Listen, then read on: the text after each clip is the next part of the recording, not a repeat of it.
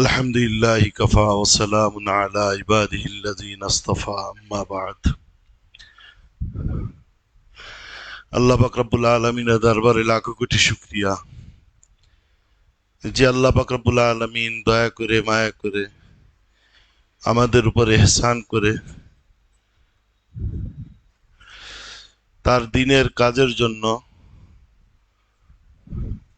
তার ইবাদত এবং বন্দেগী করার জন্য এবং ইবাদত বন্দেগী করনেওয়ালাদেরকে চেনারও সুযোগ করে দেওয়ার জন্য আমরা শুকরিয়াতান বলি আলহামদুলিল্লাহ। আসলে যিনারা মাওলাকে চিনেছেন, যিনারা মাওলায়ে করিমের হুকুম মোতাবেক চলেন,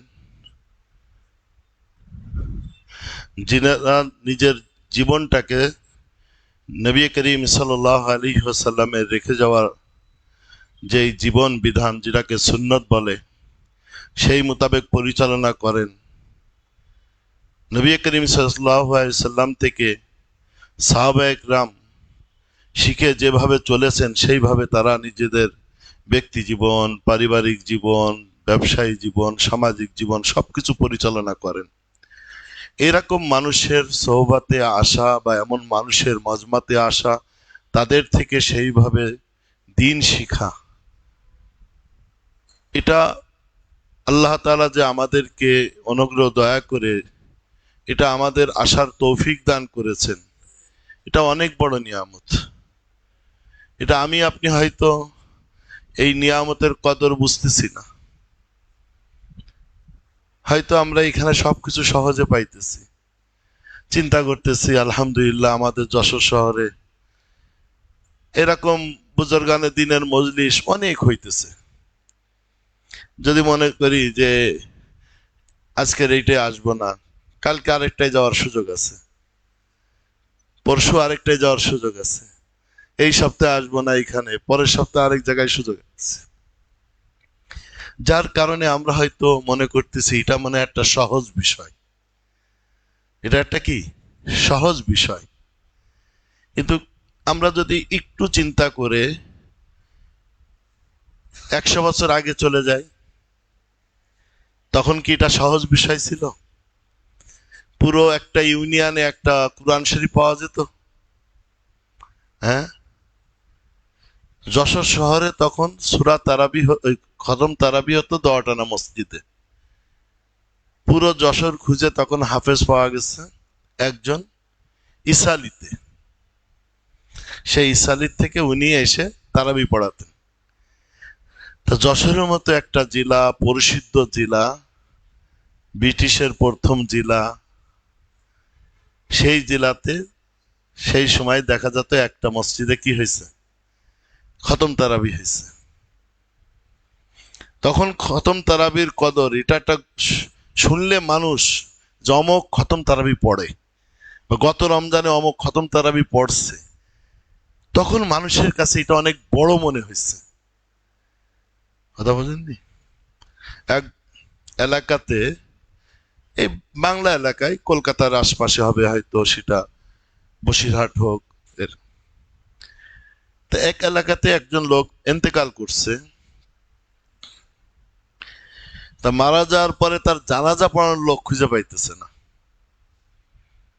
জানাজা পড়ানোর লোক খুঁজে পাইতেছে না, যার জন্য এলাকার লোক চিন্তা করলো কি করা যায়, জানাজা ছাড়া তো আর দাফন করা যাবে না। তাই গ্রামের এরিয়া থেকে বেরো হয়ে এই পাকা মেন রোড, সব সময় তো একটা মেন রোড ছিল, সেটা কাঁচা থাকার, ইটের থাকার, সিমেন্টের ঢালাইকৃত থাক, ছিল এক ধরনের রোড। তো মেন রোডের দিকে চলে আসছে সবাই, নিয়ে দাঁড়ায় আছে যে রাস্তা দিয়ে তো অনেক লোক যায়, দেখি পাওয়া যায় কিনা এমন মানুষ যে জানাজা পড়াইতে পারে, তাদের জানাজা পড়াই দিয়ে তারপরে দাফন করব। জানাজা ছাড়া তো দাফন করা যায় না। তাহলে বলেন সেই জামানাটা কেমন ছিল? তো এরকম এক ব্যক্তি মারা গেছে, তাকে নিয়ে রাস্তার পাশে এনে এরকম বসে আছে লোকজন। তো একটা লোক সাইকেলে যাইতেছে, দেখে একটা মাইয়েতকে নিয়ে লোক বসে আছে। স্বাভাবিক, সবাই তো জিজ্ঞেস করে, এখন তো রাস্তাঘাটে মরে পড়ে থাকলে কেউ জিজ্ঞেস করে না, উঠায়ও না। কারণ ব্যবস্থাপনা এমন হয়ে গেছে যে হসপিটালে নেবে তার নামটা আগে লেখে। এমন সে চিন্তা করে নিয়ে কোন বিপদে পড়লাম। এই জন্য মানুষ এখন রাস্তার পাশে পড়ে মরে থাকলেও সহজে কেউ কি করে না, তাকে নিয়ে হসপিটাল মুখী যেতে চায় না। চিন্তা করে আমি আবার কোন বিপদে পড়বো। কিন্তু এক জামানা তা ছিল না। এলাকায় একটা লোক মারা গেছে, তার আশপাশের 2-5 গ্রামের খাওয়া দাওয়া বন্ধ হয়ে যেত, পাক শাক বন্ধ থাকতো। মানুষ জানাজার পরে এসে ঘরে খাবার পাকাইতো, এরপরে খেত। একটা নীরবতা এসে যেত।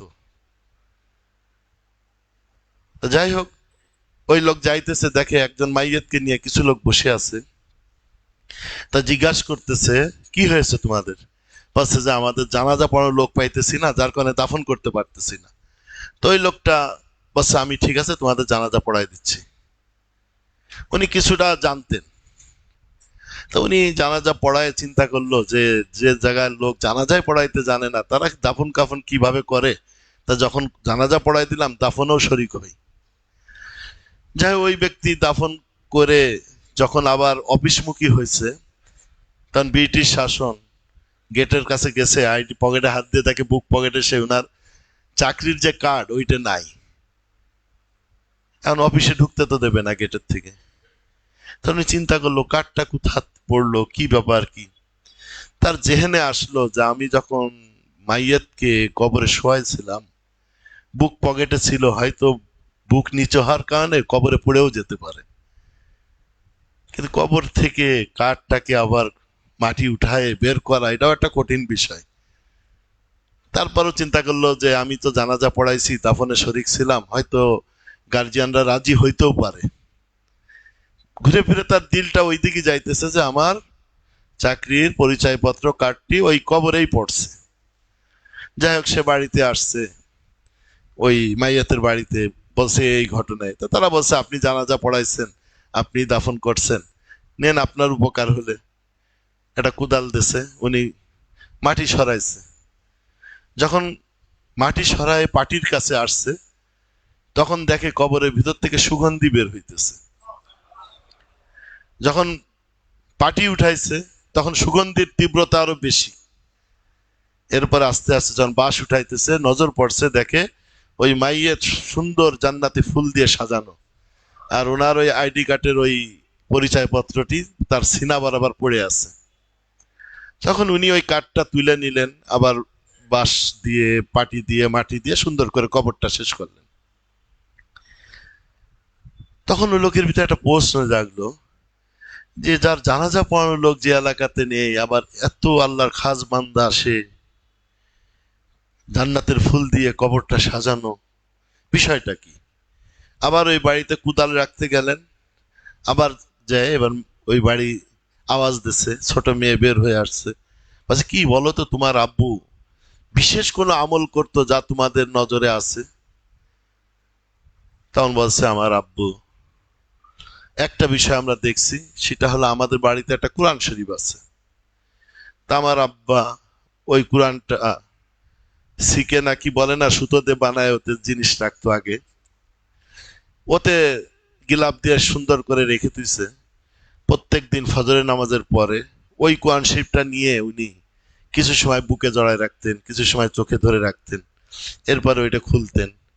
খুলে ওই কোরআন শরীফটা খুলে পড়তে তো পারতেন না, কিন্তু কোরআনের প্রতি তার মহাব্বত ভালোবাসা ছিল। কিন্তু শিখবে কার কাছে, শিখার লোকও পায় না।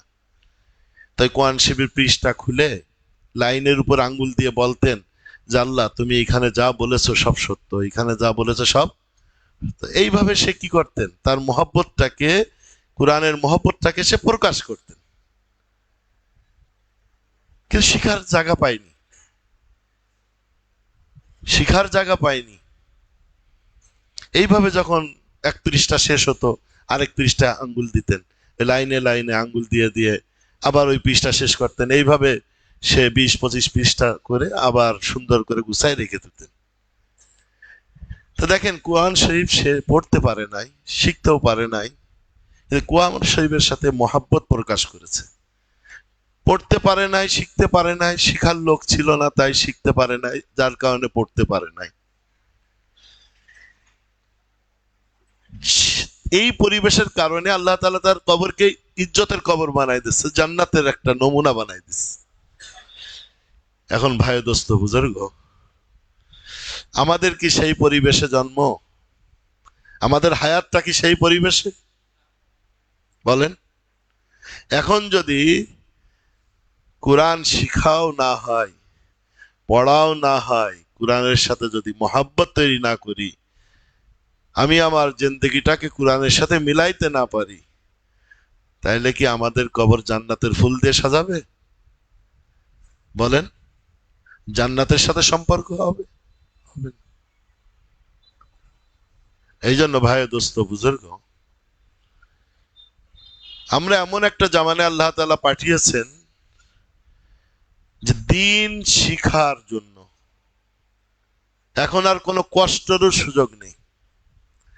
শিখানেওয়ালা আপনাদের দ্বারে দ্বারে ঘুরতেছে, আর আগে শিখার জন্য মানুষ খুঁজতো, আর এখন কি শিখানেওয়ালা দ্বারে দ্বারে ঘুরতেছে, এলাকাতে পোস্টারিং করতেছে যে এখানে কোরআন শিক্ষার কোর্স হবে 40 দিনের, কি 50 দিনের, কি 1 মাসের। কিন্তু আমি আলহামদুলিল্লাহ পাঞ্জাবি পরি, মাথায় টুপি দিই, দাড়ি আছে মুখে, মানুষ দেখলে মনে করে যে আমি অনেক বড় কিছু। কিন্তু আমি যখন গ্রামের কোনো মসজিদে নামাজ পড়তে যাই, তখন দিল চায় যে জামাটা কখন খুলে মোটরসাইকেলের ব্যাগের ভিতর ঢুকায় গেঞ্জি গাইতে দাঁড়ায় থাকবো। কারণ গ্রামে অনেক সময় কি হয়, গ্রামের মানুষ যখন দেখে বাইরের কোনো জুব্বা টুব্বা পাঞ্জাবি পরা লোক আসছে দাড়ি টাড়ি, তখন চাই যে তার দিয়ে নামাজ পড়াবো। আমাদের যশোরে ওরকম একজন জুব্বা টুব্বা পরে, সে কেশবপুরের দিকে গেছে গ্রামের ভিতরে জুমার দিন। ওই মসজিদে তারা বয়ান শেষ হয়েছে, সুন্নত পড়তেছে, এখন দেখে যে ওইরকম একটা জুব্বা পরা লোকজন মোটরসাইকেল থেকে নামলো, অজু করতেছে, সবাই বসে আছে। ও যখন অজু করতেছে, ওর কানে একটা আওয়াজ গেছে যে মনে হয় উনি বড় একজন হুজুর আসছে, আমরা উনার পিছনে নামাজ পড়ি। এই আওয়াজটা ওর কানে যাওয়াতে তার আর অজু শেষ হইতেছে না। ও চিন্তা করতেছে কখন খুতবা শুরু করবে ইমাম সাহেব, আমি তারপরে মসজিদে ঢুকবো।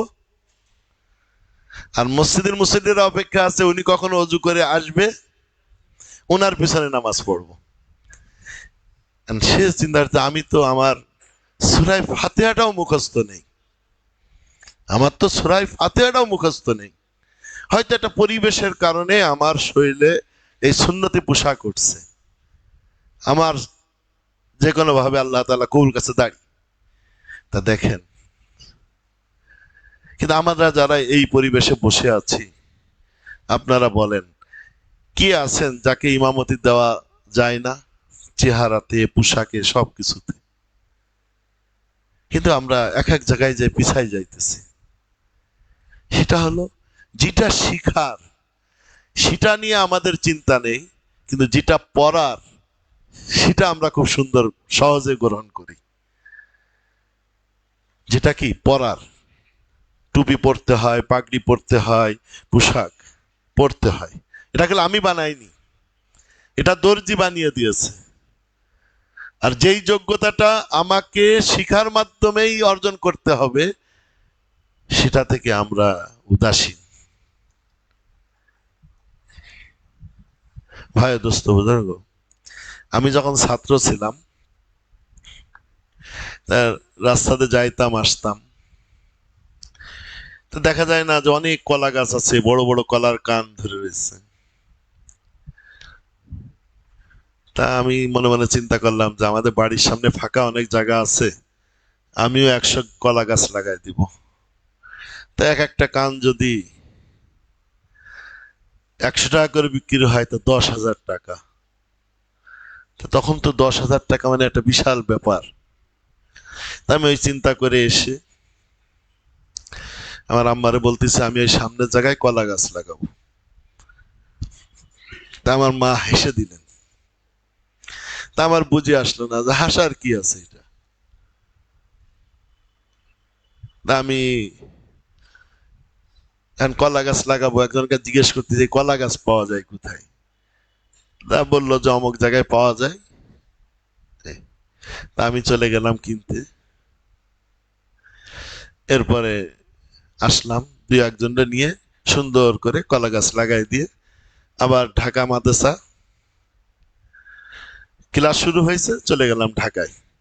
আর ওখানে বসে বসে চিন্তা করতেছি, কলা গাছ হয়তো এত বড় হয়েছে, এত বড় হয়েছে। হ্যাঁ, আর কি, কলার মুসা এসে গেছে, কান এত বড় বড় হবে। হ্যাঁ, কত গবেষণা ওখানে বসে করতেছি।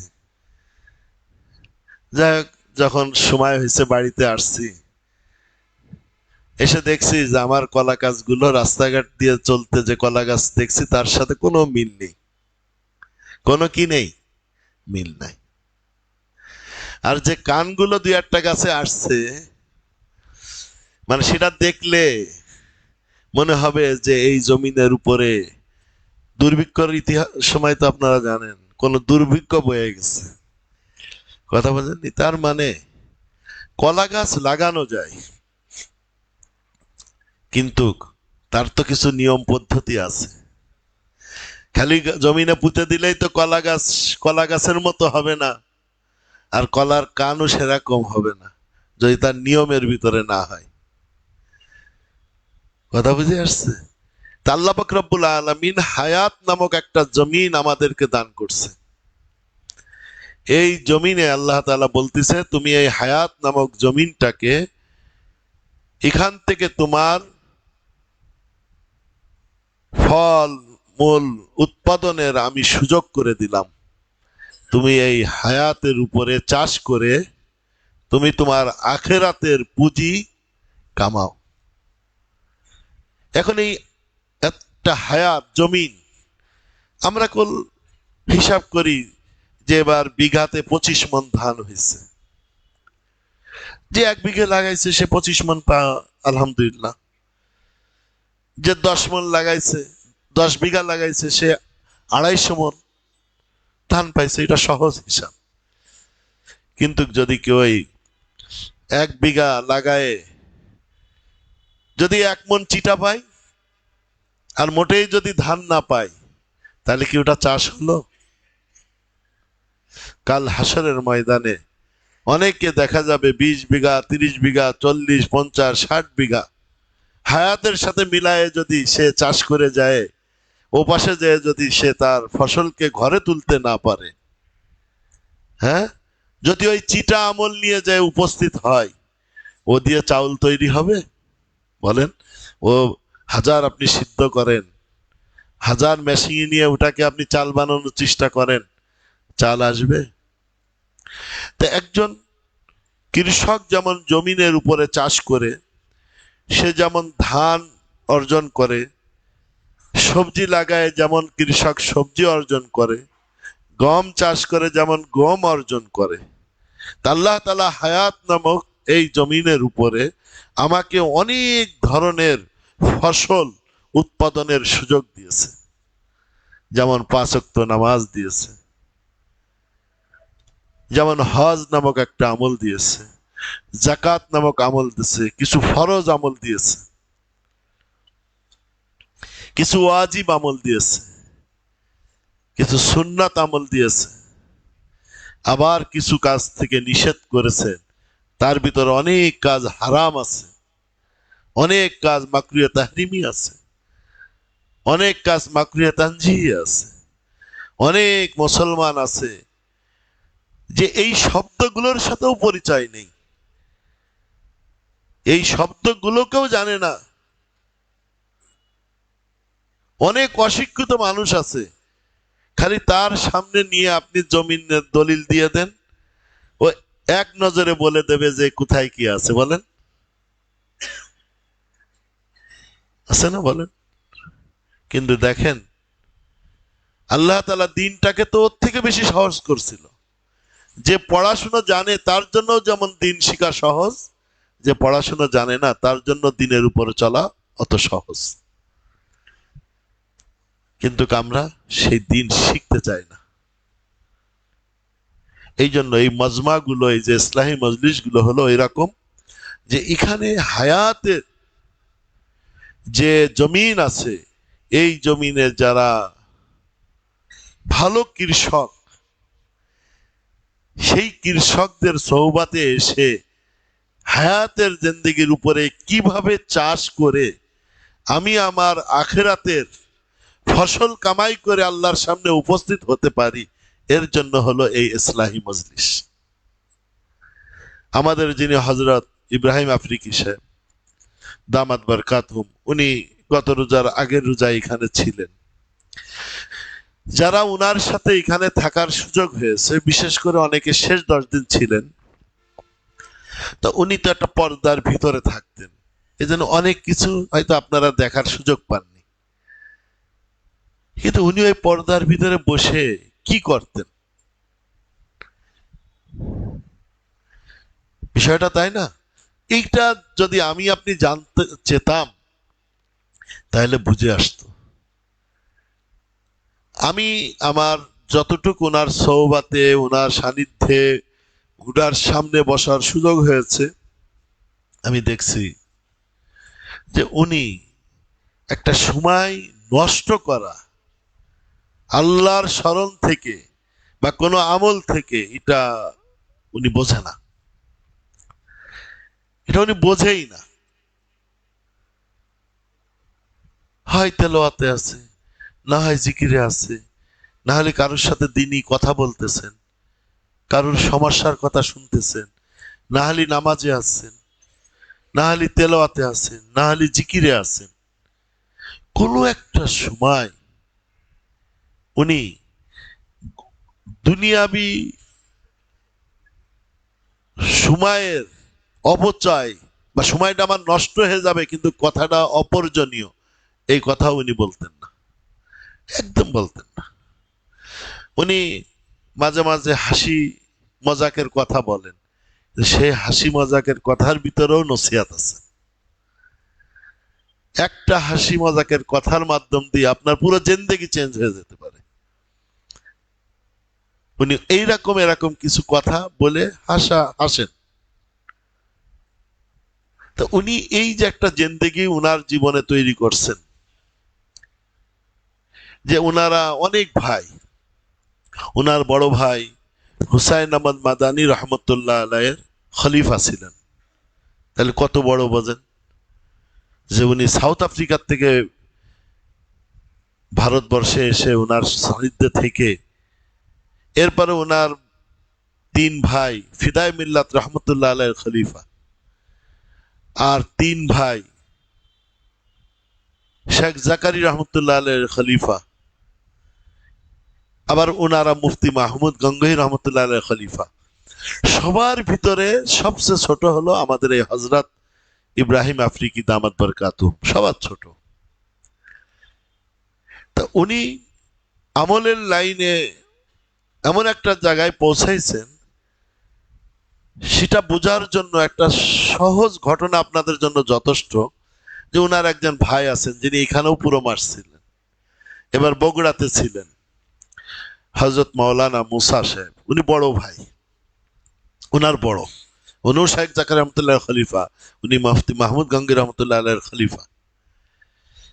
তা আমার আরেকজন সিলেটের মাওলানা মাসরুর সাহেব, দুইজনে মিলে চিন্তা করছে আসলে বড় কি, হযরত নাকি। দেখি উনি হযরতের সামনে যে একদম আত্মাহাতু সুরাতে বসে, হযরত যেখানে থাকে ওই বেরোনোর ওই পার কাছে যে বসে থাকে এরকম।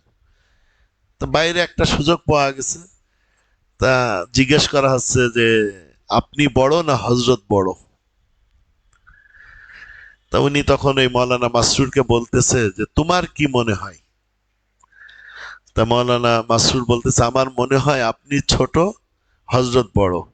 উনি বলতেছে তোমার জেহেন অনেক পরিষ্কার, তুমি সঠিক বুঝেছো, হযরত বড়, আমি কি ছোট। কারণ উনি হলো আমার বড় আব্বার ছেলে, আর আমি হলো আমার ছোট আব্বার ছেলে। আমি যখন জন্মগ্রহণ করছি তখন আমার আব্বার বয়স কম ছিল, আর হযরত যখন জন্মগ্রহণ করছে তখন আমার আব্বার বয়স বেশি ছিল। দেখছেন, কিন্তু এটা বলেননি একবারও যে আমি উনার বয়সে বড়। বড় ভাই কি বলতেছে না যে আমি বয়সে বড়, বলতেছে যে হযরত বড়, কারণ সে আমার বড় আব্বার ছেলে, আর আমি হলো ছোট আব্বার ছেলে। কারণ আমি যখন জন্মগ্রহণ করছি আমার আব্বার বয়স তখন কথার কথা 60 ছিল, আর হযরত যখন জন্মগ্রহণ করছে তখন আমার আব্বার বয়স 65 ছিল। তাহলে কে বড়? কিন্তু এটা বলতেছে না যে সে ছোট আমি বড়। তার মানে হযরতকে উনি বড় মেনে নিয়েছেন। এখন কোন দিক দিয়ে উনি আর হযরতকে ছোট করে দেখার আর সুযোগ উনি মনে করে আমার নাই। সাধারণত বয়সের ক্ষেত্রে আমরা তো বলি যে আমি বড় উনি ছোট, তো উনি সেটা বলতেও রাজি না।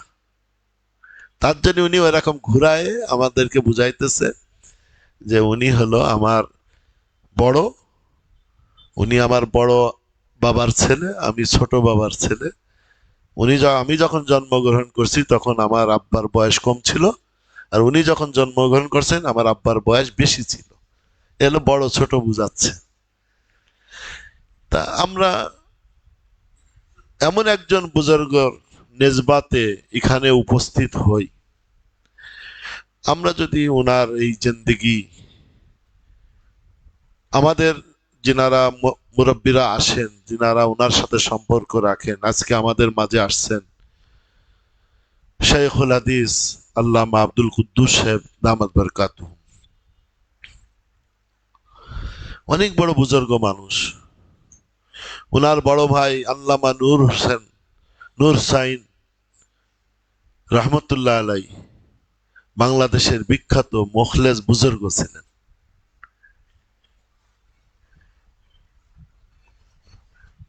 উনি ছাত্র জামানার থেকেই বুজুর্গ, কারণ ওনার ছাত্রকালীন জামানা দেখাল মানুষ আমাদের এই মজমাতে আছেন, যিনি আমার উস্তাদেরও উস্তাদ। তা উনি দেখছেন, ওনার কাছ থেকে আমি অনেকবার শুনছি। এমনকি দারুল দেওবন্দে যখন উনি পড়তেন, কোন বিষয় যদি উনি সিদ্ধান্ত দিতেন ছাত্রদের ভিতরে, তা কেউই দ্বিমত করতেন না। তো এই সমস্ত লোক আমাদের হযরতের সোহবাতে থাকতেন, নিয়ে চলছেন। আমি যে বিষয়টা বলতেছি যে এই সমস্ত বুজুর্গ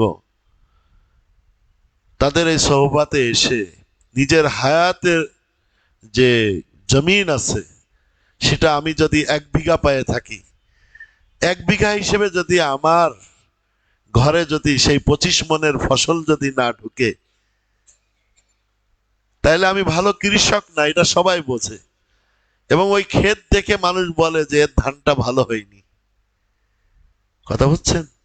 কিন্তু হায়াতের ক্ষেতে যে আমল করা হয় সেখানে বাহ্যিক আমলটাই বড় বিষয় নয়, সেটার কবুলিয়াতটা হলো বড় বিষয়। আজ ওই আমলের ওজন বাড়ানোটা বড় বিষয়। আমার নামাজ কতটুক ওজনওয়ালা হইতেছে এটাই হলো বড় বিষয়। আমার রোজাটা কতটুক ওজনওয়ালা হইতেছে।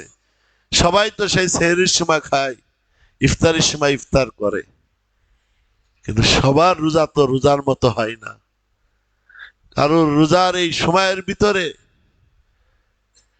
কোন একটা মুহূর্ত আল্লাহর স্মরণ থেকে খালি যায় না।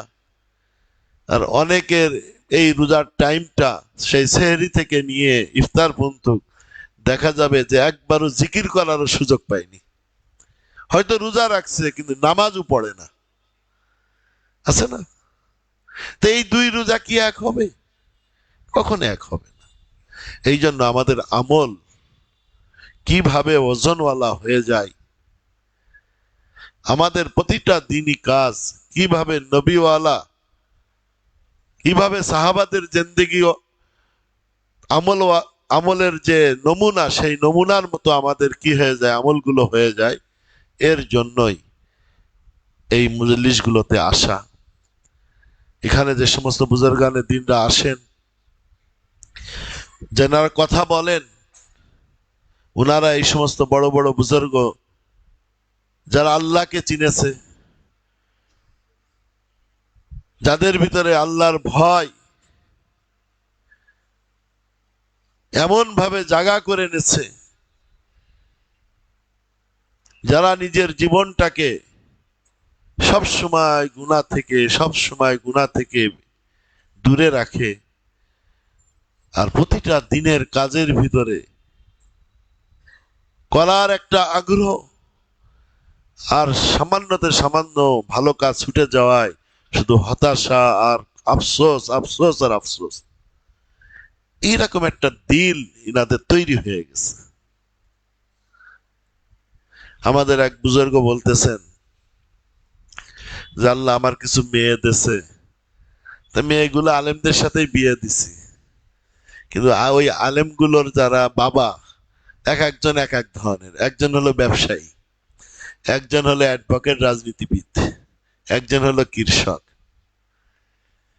তা আমি যখন বিয়া হিসেবে তো কিছু গল্প করতে হয়, তা উনি তো অনেক বড় আলেম, মেয়ে দেখছি ছেলের বাবা একটু কথা না বললে সামাজিকতা একটু সমস্যা আছে না, তা কয় যখন রাজনীতিবিদ আলার সাথে বসি সে খালি রাজনৈতিক গল্প করে, আমি তো রাজনীতি করেও না বুঝিও না। এখন ওই তাল দেওয়া কয় এ যে কি কষ্ট।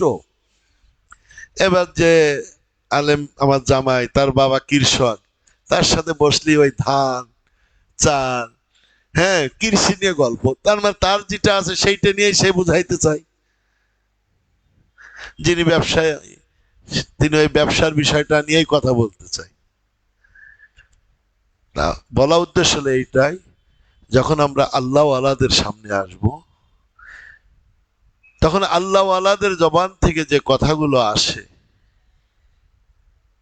যেটা উনারা বড়দের থেকে অর্জন করছে, এই উনার বড়রা তার বড় থেকে যেটা অর্জন করছে, এর একটা ধারাবাহিকতা সাহাবা ইকরাম রাদিয়াল্লাহু তাআলা আজমাইন, এরপরে মুহাম্মদুর রাসূল সাল্লাল্লাহু আলাইহি ওয়াসাল্লাম, এর একটা ধারাবাহিকতা আছে। সেই ধারাবাহিকতা থেকে আমরা তাদের কাছ থেকে এগুলো জানতে পাই। এই জন্য আল্লাহ তাআলা এই মজলিসে আমাদের আসার উদ্দেশ্যগুলো সবসময় সামনে রেখে বসবো, যে আমরা কি জন্য আসছি, কেন আসছি, এটা যখন সামনে থাকবে তখন আমাদের জিন্দেগির ভিতর পরিবর্তন আসবে। তা আমাদের হজরত আলহামদুলিল্লাহ আমাদের মাঝে এসে গেছেন, এখন হজরত গুরুত্বপূর্ণ নসিহাত করবে, আমরা শুনবো। এর